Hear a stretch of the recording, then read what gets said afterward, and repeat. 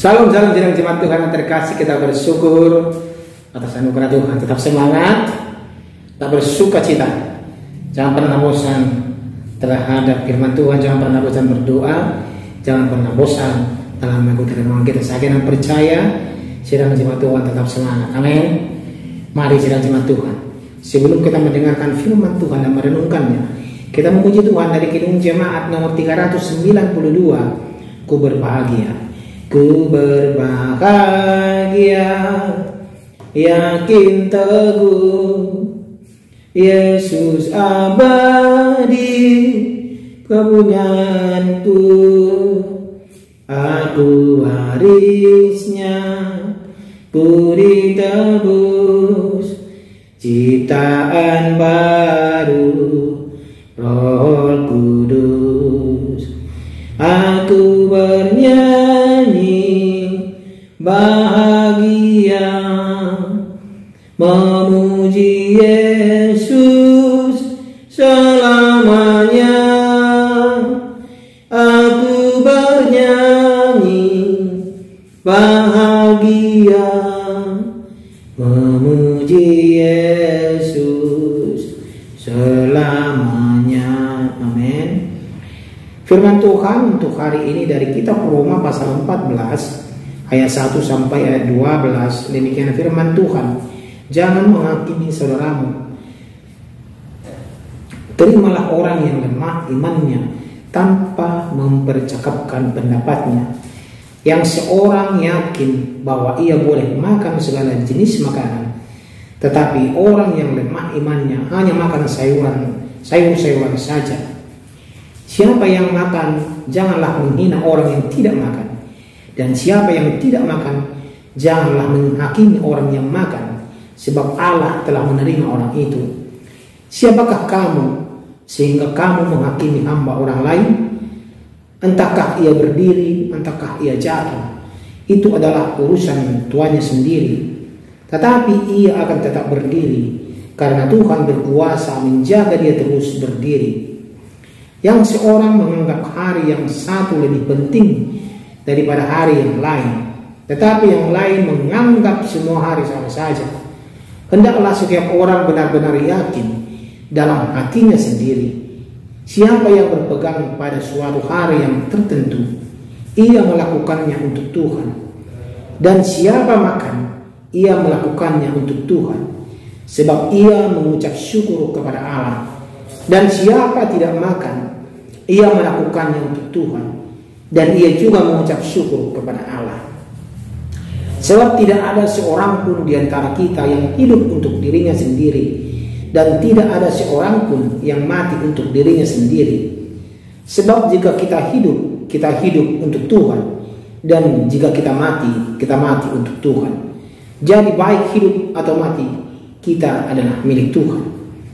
Sebab untuk itulah Kristus telah mati dan hidup kembali, supaya ia menjadi Tuhan, baik atas orang-orang mati maupun atas orang-orang hidup.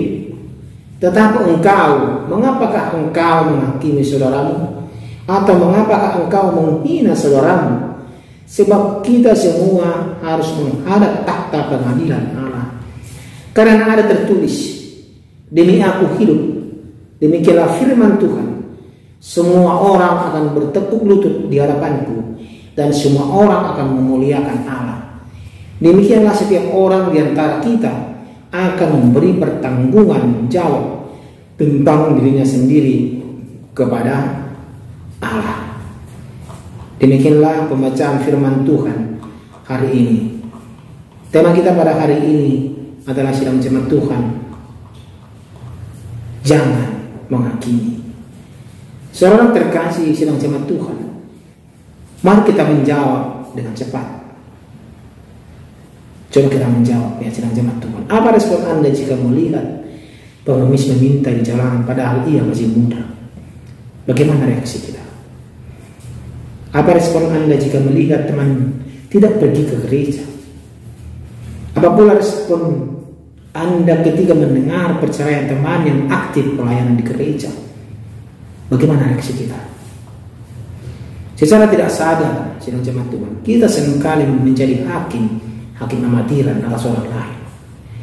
Entah itu dia saudara kita, teman kita, pacar kita, orang tua kita, tetangga kita, dan lain-lain. Akan tetapi dalam pembacaan kita di atas yang kita tadi sudah baca, Paulus hendak mengingatkan kita untuk tidak menghakimi saudara kita. Tetapi penghakiman apa yang hendak ditekankan Paulus pada perikop ini? Penghakiman yang dimaksud Rasul Paulus di sini adalah penghakiman kepada orang lain untuk membenarkan diri sendiri. Rasul Paulus menunjukkan ajaran ini kepada orang Kristen Yahudi dan orang Kristen non-Yahudi yang ada di Roma, yang sedang mengalami perdebatan antara kelompok yang satu dengan kelompok yang lain. Mereka saling membenarkan diri dan saling menyalahkan antara satu dengan yang lain. Orang Kristen Yahudi masih menjalankan hukum Taurat, khususnya mengenai makanan yang boleh tidak boleh dimakan, serta mengenai hari-hari tertentu yang dianggap suci. Mereka menganggap orang Kristen Yahudi tidak benar karena tidak menjalankan Taurat. Dan demikian sebaliknya, orang Kristen Yahudi menganggap orang yang menjalankan hukum Taurat itu bersalah. Inilah sikap menghakimi orang lain dan membenarkan diri sendiri. Ini juga sering terjadi dalam keseharian kita. Tentu dalam keseharian kita pun kita punya pendapat masing-masing dalam menilai orang yang agaknya melakukan hal-hal yang berbeda dari kita. Penilaian kita tentu subjektif. Cara pandang kita dipengaruhi oleh pengetahuan yang kita terima, pengalaman yang kita jalani, pergaulan, tuntutan profesi, ataupun latar belakang keluarga kita mempengaruhi cara pandang kita jangan Tuhan. Bahkan kita mudah sekali menghakimi sesama yang tak sesuai pola pikir kita, yang tidak sejalan dan tidak seirama dengan kita.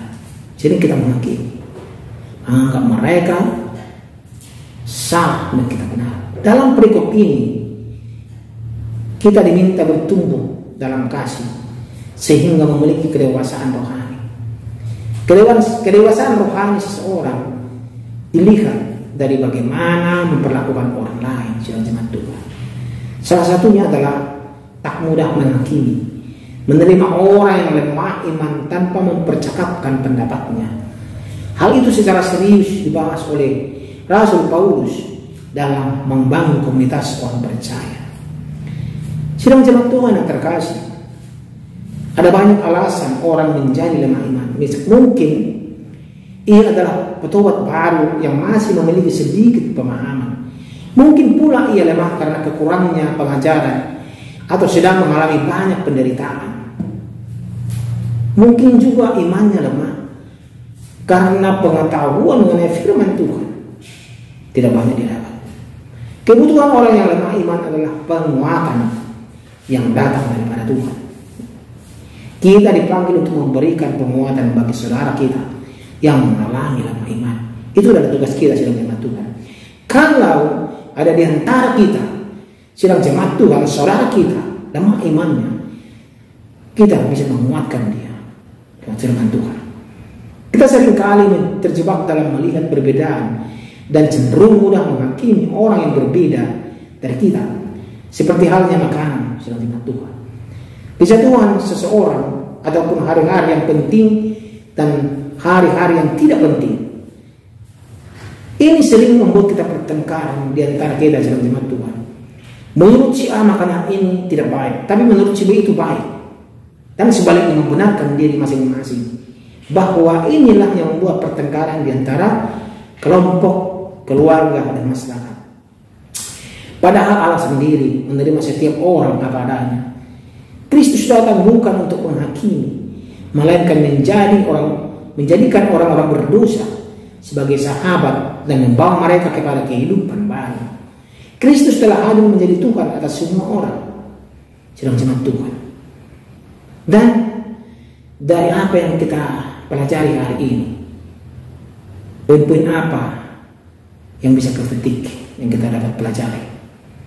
Yang pertama, Paulus mengajarkan supaya kita bisa menghargai perbedaan yang ada di antara kita. Yang kedua, kita semua yang percaya kepada Kristus adalah milik Bapa di surga. Yang ketiga, setiap kita yang percaya kepada Kristus telah ditebus oleh darahnya yang tercurah dari kayu salib. Yang keempat, semua manusia tanpa terkecuali akan dihakimi dan mempertanggungjawabkan hidupnya di hadapan Sang Hakim yang agung.